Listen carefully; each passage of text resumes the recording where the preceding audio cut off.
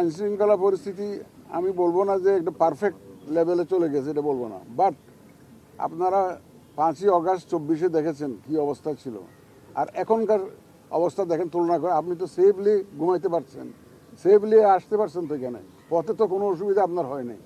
তো সুতরাং যেন এটাতে আরো ইমপ্রুভ করবে গ্রাজুয়ালি, এবং ভোট আস্তে আস্তে, ভোটের তারিখ আস্তে আস্তে দেখবেন যে everything is falling in line, এবং সবকিছু ঠিক হয়ে যাবে।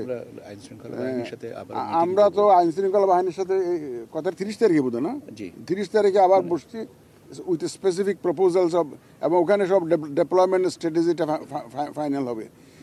এবং আপনারা দেখবেন যে সব কেন্দ্রে আর্মি দাবি করছে এরকম। দেখেন, পুলিশ আমরা ধরেন 2জন পুলিশ দিতে পারি, 3জন আনসার দিতে পারি, আর্মি 1জন 2জন এরকম দেওয়া যায় না।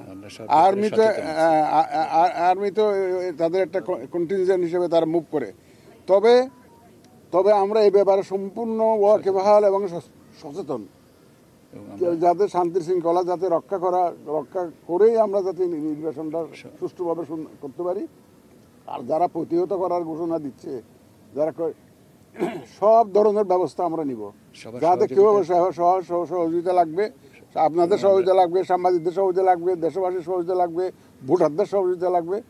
সবাই মিলে এই ধরনের সিচুয়েশন, অনাকাঙ্ক্ষিত সিচুয়েশন আমরা প্রতিহত করব, এবং ইনশাআল্লাহ অনাকাঙ্ক্ষিত সিচুয়েশন হবে না। মানুষ তো সবাই বুঝতেছে যে এটা সুন্দর, সবাই এটা সুন্দর নির্বাচন চায়। রাজনৈতিক দলগুলো ওয়াদা দিয়েছে তো জাতির কাছে, সব যে তারাও তো সুন্দর নির্বাচন চায়। সুতরাং সবাই সহযোগিতা নিয়ে আমরা ইনশাল্লাহ একটা সুন্দর নির্বাচন, আমরা সফল কাম হব, এই বিশ্বাস আমাদের আছে।